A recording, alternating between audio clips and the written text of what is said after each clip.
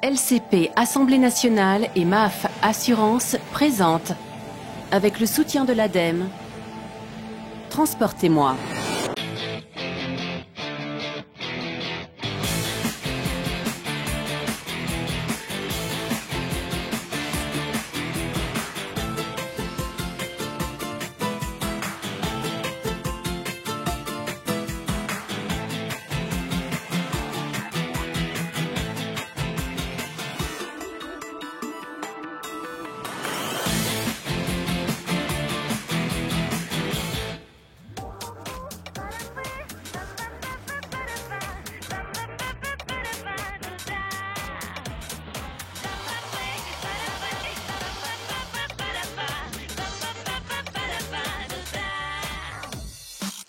Bonjour et bienvenue dans Transportez-moi.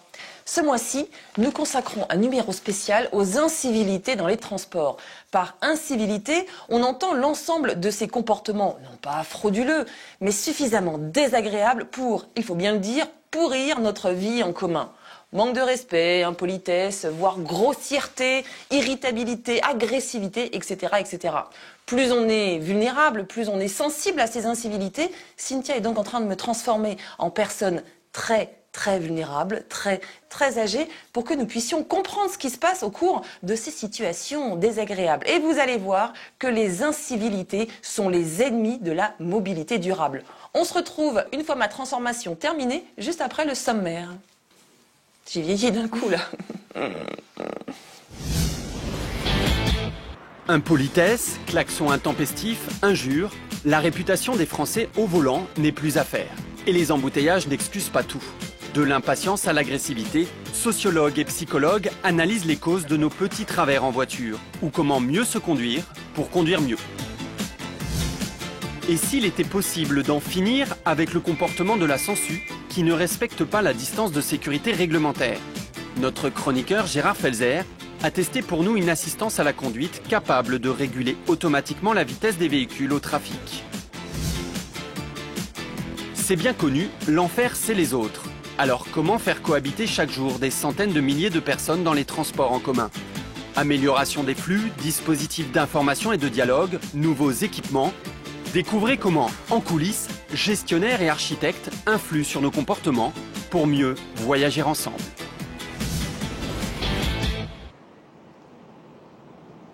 Bon bah t'es bien. Je suis bien, je sais pas comment je dois le prendre. La priorité piéton est-elle respectée? C'est ce que nous allons tester maintenant.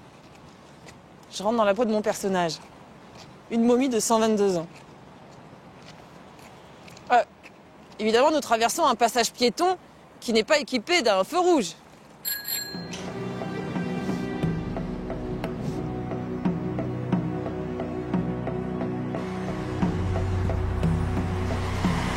Une, deux, une moto, 3 voitures, 4 voitures.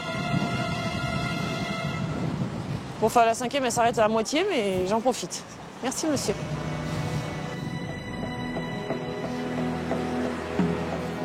Hop, j'y retourne tout de suite. Je suis engagée sur le passage piéton. Je devrais être prioritaire.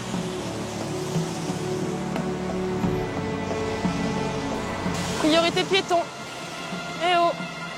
Non? Non. Là, non, non. Merci, monsieur. Merci beaucoup. Ouh.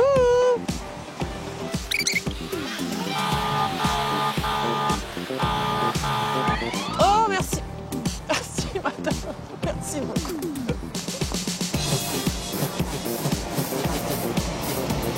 Merci. 3, les pompiers. Ah, super. Merci beaucoup. Les pompiers s'arrêtent, c'est trop bien. Ça me rassure. Bonne journée. Bon alors, bilan. Jessica. Une précision, hein. Notre expérimentation ne revêt aucun caractère scientifique. Mais d'un point de vue empirique, sur la dernière heure passée, voilà ce qu'il s'est passé. 20 passages. Alors, donc sur 20 passages, dans 50% des cas, les gens s'arrêtent, mais il faut 3, 4, jusqu'à 15 voitures pour qu'on m'ait laissé passer. Une mention spéciale aux chauffeurs de bus, aux chauffeurs de taxi et aux pompiers qui s'arrêtent immédiatement. D'après une étude tout à fait sérieuse, celle-ci, réalisée par Ipsos pour Vinci Autoroute auprès d'un peu plus de 7000 Européens, la mortalité ne cesse de baisser sur les routes. Néanmoins, nous nous comportons globalement mal au volant. Et comparé à nos voisins européens, conduite agressive, klaxon, injures, tout y passe. Les Français, les Italiens, les Espagnols remportent même la palme du chauffeur le moins responsable. Moche. C'est un paradoxe de nos sociétés modernes. Salut. On peut être d'une nature joyeuse et placide, un collègue aimable, apprécié de tous, mais une fois sur la route, quelque chose de mystérieux se produit. Comme si la voiture réveillait en nous ce qu'il y a de moins prudent, de moins respectueux, de moins civilisé. Les chiffres sont éloquents. Par exemple, 9 Français sur 10 avouent ne pas toujours respecter les limites de vitesse. Un Français sur 2 klaxonne de façon intempestive. Et une grande majorité, 67%, n'hésite pas à recourir aux injures. Sans parler de ceux qui descendent carrément de leur véhicule pour s'expliquer avec les autres automobilistes. De l'imprudence à l'agression, pour Jean-Marc Bailey, ces comportements ont le plus souvent la même origine. C'est qu'on est tous stressés sur la route, qu'on le veuille ou non. Ces chauffeurs de taxi, aujourd'hui en formation, le savent bien. Quand on passe sa journée dans son véhicule, à la recherche de clients, souvent dans les bouchons, le stress, on sait ce que c'est. D'accord. Sueur, raideur musculaire aussi dans la nuque. J'ai l'impression que mon cœur bat tout vite. Les mains, les bras qui commençaient à trembler. Le stress ferait de nous des citoyens inciviques. Ceux qui ne savent pas gérer leur stress font n'importe quoi. Ils sont là, ils se permettent toutes sortes de fantaisies. Bien souvent, ils se révoltent contre la réglementation routière, contre les autres. C'est trop facile de balancer la balle aux autres et de dire ce sont les autres qui sont toujours responsables. Des comportements qui varient selon le sexe. Globalement, les femmes se conduisent mieux que les hommes. Et selon la classe sociale. Le cadre sous pression qui conduit en pensant à son travail porte le bonnet d'âne. Ils sont dans leur monde, ils sont à la vitesse maxi toutes les fois, dans des voitures confortables, et puis ils se déplacent comme ça. Donc l'objectif c'est d'atteindre rapidement Marseille quand on est parti de Paris, et puis le reste, peu importe. Pour autant, le stress n'est pas une fatalité. Pour Jean-Marc Bailey, il est possible de le gérer grâce à des exercices. Je serre de plus en plus, ça vibre, et après je lâche tout. Et pour certains, il y a beaucoup à faire. Un motard qui s'énerve contre un automobiliste, et c'est l'escalade, au mépris de la vie humaine. Pour un simple appel de phare, un rabattement trop rapide, certains se transforment en bêtes sauvages. Poursuites, bagarres, le phénomène est surtout propre aux États-Unis ou à la Russie, mais il apparaît aussi en France. En 3 ans, 4 personnes ont trouvé la mort rien qu'à Paris lors de ce type d'altercation. Nous avons montré ces images à un psychologue spécialiste des transports afin de mieux comprendre ces comportements. Ah oui, il traverse devant, il traverse au vert, oui d'accord, ok, oui. Ok. La violence peut être vue comme une interruption de la communication. La voiture est une espèce de bulle d'utérus qui nous isole beaucoup les uns des autres. Sur un trottoir, il y a quand même des intermédiaires avant la violence. Il peut y avoir le regard, le langage. Vous allez essayer de calmer la personne avec des mots. Bon, en voiture, vous ne pouvez pas le faire, ça. En voiture, je dirais que vous pouvez tuer quelqu'un parce que l'autre n'existe pas, vu que par rapport aux voitures des années 50, maintenant les voitures aujourd'hui, on ne sent plus la vitesse, on ne sent plus les bruits, on ne sent plus rien. On a des phénomènes aussi bien connus qui favorisent la violence. Quand vous mettez 10 animaux dans un endroit qui est fait pour 2, vous avez beaucoup plus de violence que quand il n'y en a que 2.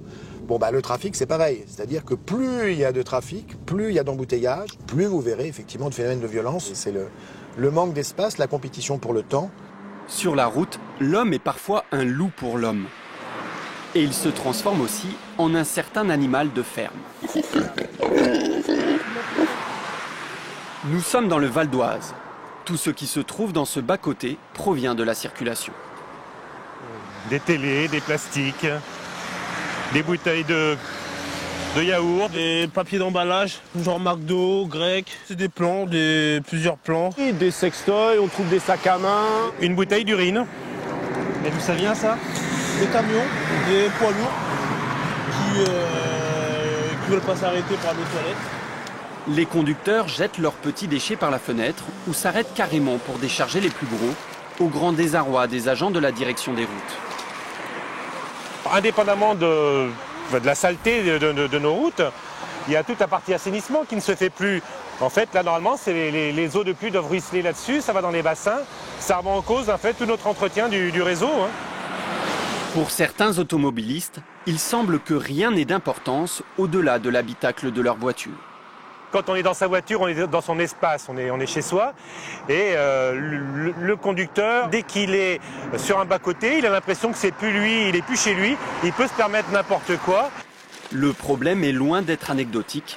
Chaque année sur les routes du Val d'Oise, 2 tonnes de déchets sont récoltées par kilomètre. C'est dégueulasse. Petite excursion dans le métro de Lyon. Depuis la fin des années 90, qu'elles soient réelles ou ressenties, les incivilités sont particulièrement mal vécues dans les transports en commun. Pourquoi ? Bien parce qu'ils concentrent toutes les composantes de notre société dans un espace restreint, évidemment. Allons donc nous confronter à nos voisins. Oh, pardon, madame. Oups, oups, oups. Vous avez besoin d'aide, madame ? C'est lourd, c'est très lourd. Merci beaucoup. Vous êtes charmante, merci beaucoup. Bon, rien de bien scientifique à tout cela, mais dans la dernière demi-heure écoulée, la plupart, pas tous, disons la plupart des gens croisés dans cet escalier m'ont aidé à en descendre, en majorité des hommes. Quelques demoiselles aussi tout de même.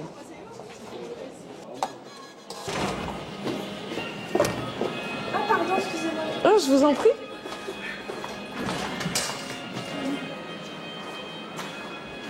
Ça, c'est une incivilité, par exemple. Aïe, aïe, aïe. Il y a pourtant un marquage au sol derrière lequel les gens devraient se tenir pour laisser les passagers descendre avant de monter. Mais ça ne fonctionne pas. Oh, oh. Oh, oh là là. Aïe. Aïe. Sinon, j'ai un bras coincé. Mais c'est ma mallette qui va rester dehors. Merci, madame. Merci.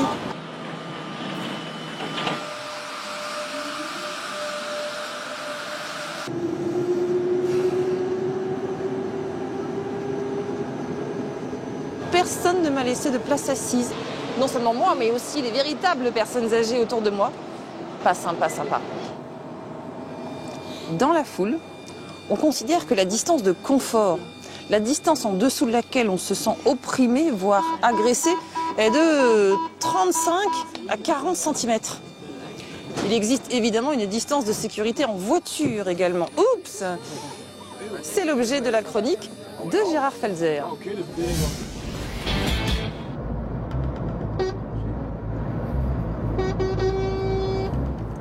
Qui n'a pas été victime d'incivilité, comme des appels de phare, qui vous demandent soit d'accélérer, soit de vous rabattre? C'est tout simplement quelqu'un qui ne respecte pas les distances de sécurité. La distance de sécurité, ça correspond à 2 secondes. 1 seconde pour percevoir l'événement et le ralentissement, et 1 seconde pour agir, sur les freins notamment. Eh bien, on a inventé des systèmes intelligents qui vous aident à respecter ces distances de sécurité. Démonstration. Je vais me mettre sur la file de droite.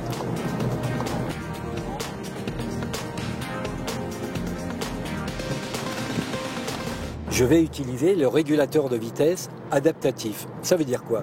Ça veut dire qu'en appuyant sur un bouton, je vais lui donner une vitesse. Et cette vitesse, j'ai choisi aujourd'hui, c'est 110 km/h sur l'autoroute, très bien. Mais en même temps, je lui indique une distance minimum de séparation entre les véhicules. Il y a un radar devant qui va scanner la route. S'il voit que le véhicule de devant freine et que ma distance de sécurité que j'ai au préalablement réglée n'est plus respectée, eh bien il va ralentir. Lorsque la voie est dégagée, il va réaccélérer pour remaintenir cette vitesse que je lui ai imprimée au départ. C'est beaucoup plus tranquille, c'est beaucoup plus sécuritaire, C'est beaucoup plus écologique également parce que ça évite les ralentissements et les accélérations. Malgré les campagnes de sécurité routière, le nombre d'automobilistes qui ne respectent pas les distances de sécurité n'a pas varié. Et pourtant, 16% de blessés, 6% de tués sur les routes à cause de ces collisions par l'arrière. Eh bien, ces systèmes de conduite intelligente, d'aide à la conduite, vont sans nul doute faire baisser ce nombre d'accidents. N'oubliez pas, une voiture, aussi intelligente soit-elle, comme celle-ci, ne rend pas forcément moins bête, comme c'est trop souvent le cas. Mais c'est fou, lui. Mais rabat-toi si tu peux pas. Pousse-toi, là. Les conducteurs les plus dangereux sont parfois assis juste à côté de nous. Bah, monte. Viens. Réagissons. Sécurité routière, tous responsables.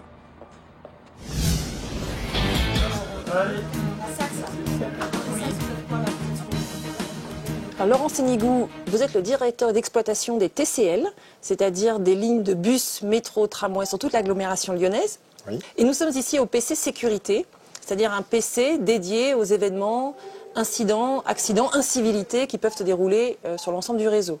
Alors, dans le top 10 des incivilités, qu'est-ce qui dérange le plus? Alors, ce qui dérange le plus, c'est le comportement de la clientèle vis-à-vis de personnes qu'on va qualifier d'un peu plus faibles. Donc des personnes âgées qui ont du mal à se tenir dans un métro ou un tramway, à qui on ne va pas laisser la place.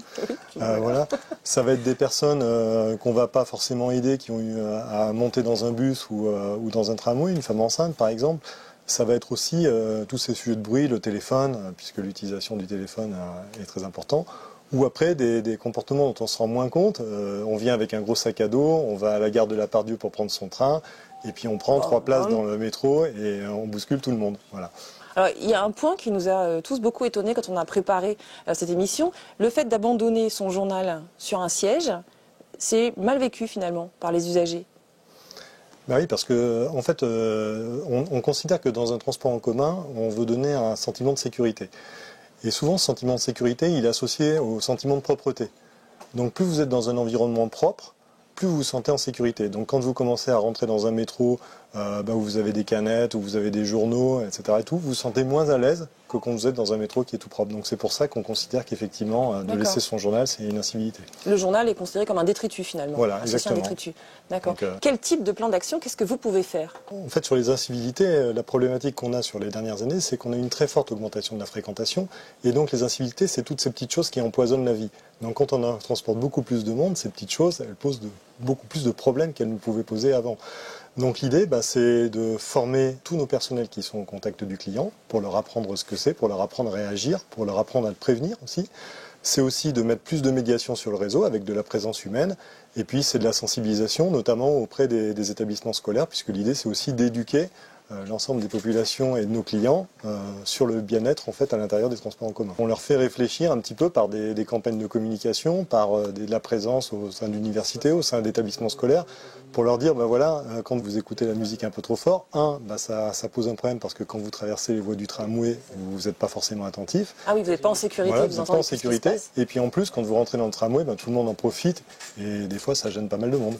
Donc la sécurité, oui, c'est la sécurité des personnes en fait. Voilà, sécurité des personnes ou sécurité même de la circulation. Faire du bruit, ça peut déranger un conducteur.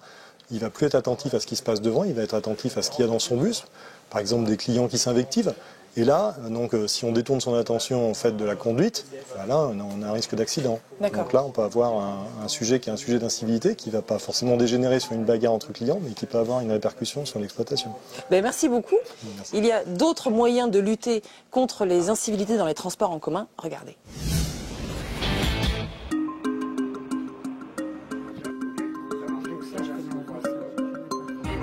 Nous sommes à la permanence générale de la RATP. Dès qu'il y a un problème n'importe où sur le réseau, c'est ici qu'on le gère. Marie, il y a quelque chose sur le 16h20 16h20 A priori, accident grave de voyageurs. Où ça? Avenue de France. Pas un instant à perdre pour Louisa. Son rôle, informer les voyageurs. Depuis son poste, elle envoie un message sur les panneaux en gare, mais aussi sur Internet et sur Twitter. Avec le temps, l'information est devenue une revendication majeure des voyageurs. Son absence a une incidence directe sur leur comportement. On constate qu'il y a un lien entre les dysfonctionnements sur certaines lignes et le nombre d'incivilités sur les lignes. Par exemple, quand les lignes sont surchargées, eh bien, il y a plus d'agressivité entre les usagers, éventuellement plus de malaise aussi, ou de signaux d'alarme qui sont tirés peut-être de manière abusive, mais tout ça joue. Et donc, en améliorant aussi les conditions de transport, on va résoudre aussi les incivilités en partie. Dans le métro, l'enfermement crée un stress sur les usagers. Plongés sous terre, ils sont souvent sur la défensive. Penser l'espace pour modifier le comportement des voyageurs, c'est le travail de Yoka Minagai. Exemple avec cette œuvre d'art. Oui, c'était une œuvre qu'on a mis dans la perspective. C'était un coin qui sentait pas très bon. Depuis qu'il y a cette œuvre, c'est toujours nickel, quoi. On crée du respect. Lors de la conception du métro, l'idée était de cacher la profondeur, effrayante à l'époque. Aujourd'hui, dans les stations récentes, on veut au contraire la mettre en valeur. Alors, je suis sur une mezzanine, c'est-à-dire sur un espace qui permet d'embrasser visuellement la totalité de la station. Ce qui fait que j'arrive et puis mon regard fait déjà le parcours que je fais moi-même avec mon corps quand je descends ou quand je descends avec un escalator. Et voir où il va, c'est apaisant pour l'usager. Il se sent totalement en sécurité parce qu'il anticipe le mouvement. Il n'est pas comme dans un couloir où il n'a que le bout du couloir à voir. D'autres aménagements sont pensés pour éviter les conflits entre passagers. Des portes qui s'ouvrent toujours au même endroit pour limiter les bousculades sur les quais. Des rames sans séparation pour un entassement moindre. Ou encore la fin des strapontins sur le RER B qui dessert les aéroports et est emprunté par des voyageurs munis de bagages encombrants. Le strapontin nécessite une sorte de consensus social où les gens savent se lever au bon moment. Ce n'était plus le cas et donc on avait des problèmes de tension entre les voyageurs et des retards dans les temps d'échange dans les gares, ce qui fait qu'on avait même une altération d'exploitation. Pour faire cohabiter sans heurts 10 millions de passagers par jour sur le réseau, les infrastructures doivent être optimales. Mais parfois, rien ne remplace le contact humain et la pédagogie. À cet arrêt de bus de Montargis, Diariata et Théophile ne sont pas des voyageurs comme les autres. Attendez, je vais la prendre, sinon je vais l'emmener dedans. Ils sont médiateurs des transports. Leur mission, veiller à ce que les trajets se déroulent dans le calme et sans incivilité. Et cela commence par une petite inspection. Regarde s'il n'y a pas des déchets un peu partout, s'il n'y a pas de poussette à plier au cas où. Durant le trajet, Théophile remarque 2 jeunes au fond du bus. Excuse-moi, tu peux enlever tes pieds sur le siège, ça te dérange pas? Le deuxième. Ouais, pour éviter de salir, je te remercie. Un comportement irrespectueux du matériel, mais qui peut surtout mettre mal à l'aise les autres usagers. Pour autant, Théophile ne veut pas que sa réprimande n'entraîne trop de vexation. Donc là, vous allez où comme ça? Vous vous baladez? Alors il engage la conversation avec les 2 jeunes. Console. Call of. Bientôt, il est plus question du dernier jeu vidéo que d'incivilité. GTA, c'est pas mal, j'aime bien. Faut pas trop en abuser quand même, parce qu'après des fois, tu sors, t'as la tête comme ça. C'est tout l'art de la médiation. Faire preuve d'autorité sans la représenter officiellement.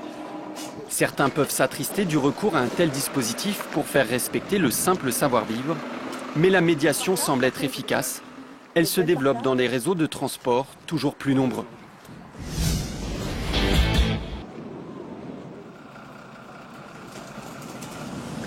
Ce numéro est maintenant terminé. Je vais bientôt retrouver un visage lisse et frais. Enfin bientôt. Ça, c'est bien démaquillé ça? Oui, oui, oui. Touche pas. Ah bon, d'accord. Si vous voulez retrouver les informations, traiter, réagir, commenter, rendez-vous sur notre page Facebook ou bien sur notre site transportez-moi.fr. D'autant que... Oh, ça résiste, hein. D'autant que la 2e édition de notre concours photo va bientôt commencer.